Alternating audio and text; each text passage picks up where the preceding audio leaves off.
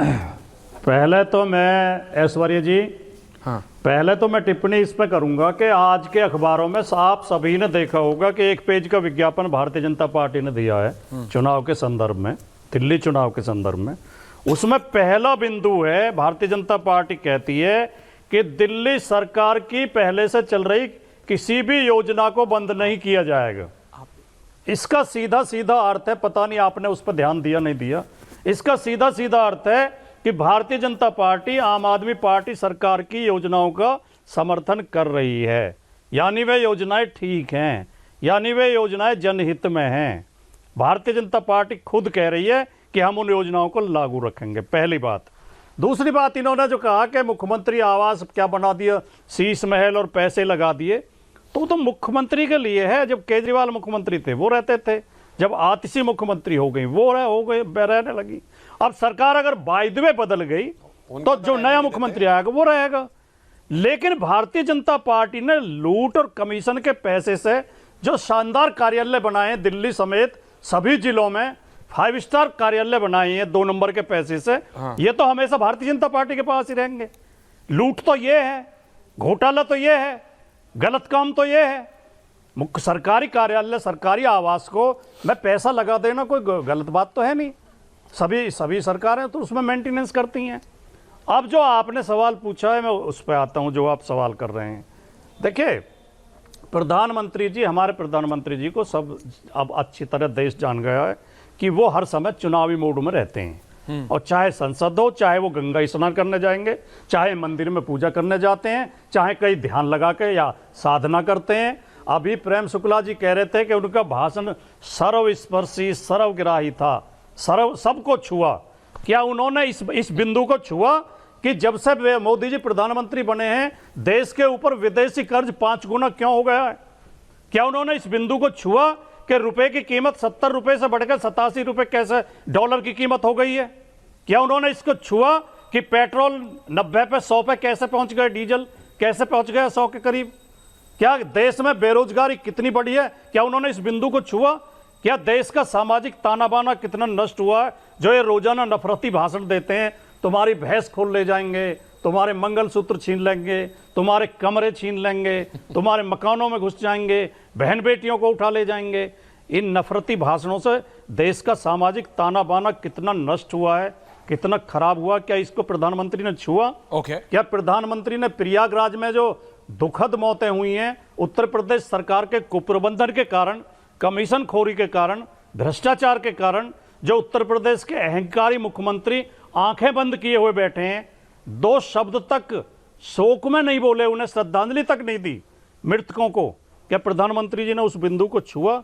क्या उन्होंने कहा कि उत्तर प्रदेश में हमसे बहुत बड़ा अपराध हुआ है, हमने जो श्रद्धालु मुक्ति की कामना लेके वह आ रहे थे उन्हें मौत दी है, हमने मुक्ति की कामना लेके आने वालों को मौत दी है, और उन लाशों के ऊपर हेलीकॉप्टर से फूल बरसवाए हैं? क्या प्रधानमंत्री जी ने बिंदुओं को छुआ?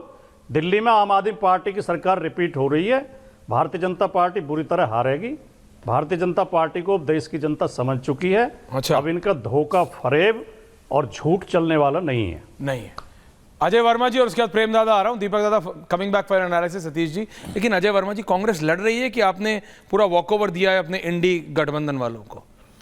देखिए ऐश्वर्या जी, अगर किसी पे चश्मा भाजपा का चढ़ जाए तो वो तो मुझे उतारना आता नहीं है, वो तो वो खुद ही उतारेंगे। आम आदमी पार्टी को समझाओ। नहीं, जिस पे चश्मा भाजपा का चढ़ जाए कोई भी हो। दिल्ली के हम हर 70 विधानसभा में चुनाव लड़ रहे हैं, और हम लड़ रहे हैं जनता के उन मुद्दों पर जो वास्तविक मुद्दे हैं। हम टीवी वाले मुद्दों पर नहीं लड़ रहे, हम चंदा लो धंधा वाले वादों पर नहीं लड़ रहे, हम चुनावी वादों पर नहीं लड़ रहे, हम झूठ पर आधार नहीं बना रहे। हमने, भाटी जी ने बिल्कुल सही बात कही, मुद्दों की बात कही, इस पर कोई चर्चा नहीं है। सारा अपोजिशन आज लोकसभा में देश की सबसे बड़ी पंचायत पे मांग करता रहा कि साहब आपने गिनती कर ली, इतनी जल्दी आपने बता दिए, इतने हो गए, लेकिन आज तक आपने मौतों की गिनती नहीं करी है, इस पर भी ज्ञान कर लीजिए। और जो वहाँ कैमरे लगा रखे हैं कि वहाँ पता क्या है उन कैमरों में सिस्टम, आप पहले हो सकता है मैं गलत हूँ, एक डुबकी जो एक आदमी लगाएगा वो कैमरा टैग कर लेगा। अगर मैंने 10 डुबकी लगाई तो मैं 10 बार काउंट होऊंगा, तो वहाँ गिनती 10 डुबकी वाले की फिर 1 करोड़ के 10 करोड़ हो जाएंगे। या तो इसे सुधार करें या इसका स्पष्टीकरण भाजपा के आईटी सेल के लोग और नेता देश के और इंटेलिजेंस के लोग दें कि क्या ये ऐसा हो रहा है या नहीं हो रहा है। दूसरा, सरकार कब गिनती करके वहां पर जो बॉडी पाई गई है, पता है 200 किलोमीटर दूर लखनऊ में बॉडी पाई गई एक मां की, एक बेटे की तो मां मिली ही नहीं है। ऐसे सैकड़ों पब्लिक डोमेन में है, लेकिन चूंकि प्रधानमंत्री जी ने संसद में बड़ा निरादर किया है उन शवों का जो मोक्ष लेने गए थे, और उन तक एक उनके ऊपर भी संवेदना तो व्यक्त कर देते हैं। वो वहां भाई साहब पूजा करने गए थे, काम मोक्ष नहीं, कल पता है, कल वो जा रहे हैं उनके लिए वहां श्रद्धांजलि देने। पता है क्यों जा रहे हैं? कुंभ का महत्व वो श्रद्धांजलि देने नहीं जा रहे, इधर वो डुबकी लगाएंगे कुंभ में और दिल्ली के वोटरों को ये दिखाएंगे, मित्रों मैं गंगा स्नान कर रहा हूं, वोट हमें ही दीजिए। 5 तारीख ही क्यों?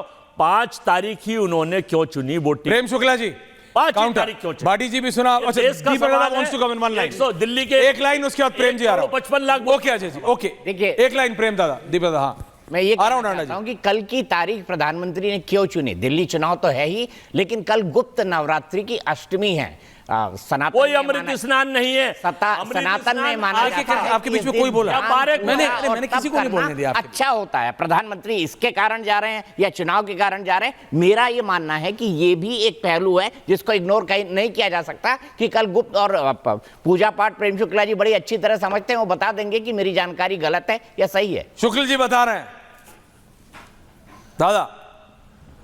ये गुप्त नवरात्रि कुछ होती है, ये समझना भी कुछ लोगों के लिए कठिन है। तो गुप्त नवरात्र की अष्टमी का महात्म्य जो है, ये निश्चित तौर पर जो हमेशा से सनातन का विरोध करने वाले लोग हैं उनकी समझ में आना अत्यंत दुष्कर है। फिर भी दीपक जी, निश्चित तौर पर आपने जो है जो कुंभ में आदरणीय प्रधानमंत्री जी के स्नान का सत्य पहलू है उसको उद्घाटित किया, इसके लिए आपका अभिनंदन। मुद्दे की बात है कि श्रीमान भाटी जी सामाजिक ताने बाने की बात कर रहे थे। भाटी जी सामाजिक ताना बाना तब बिगड़ता है जब एक प्रधानमंत्री के कार्यकाल में 15 लाख हिंदुओं का नरसंहार हो जाता है, 10,000 मराठियों का नरसंहार हो जाता है, एक प्रधानमंत्री के कार्यकाल में 10,000 सिखों का नरसंहार हो जाता है।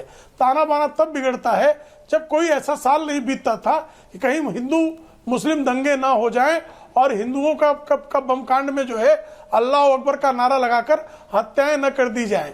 आप सामाजिक ताने बाने की बात करते हैं, किस तरह से ट्रिपल तलाक से मुक्ति दिलाने का काम मुस्लिम महिलाओं को किया गया। आदरणीय प्रधानमंत्री जी के आज के भाषण में इसका भी उल्लेख था।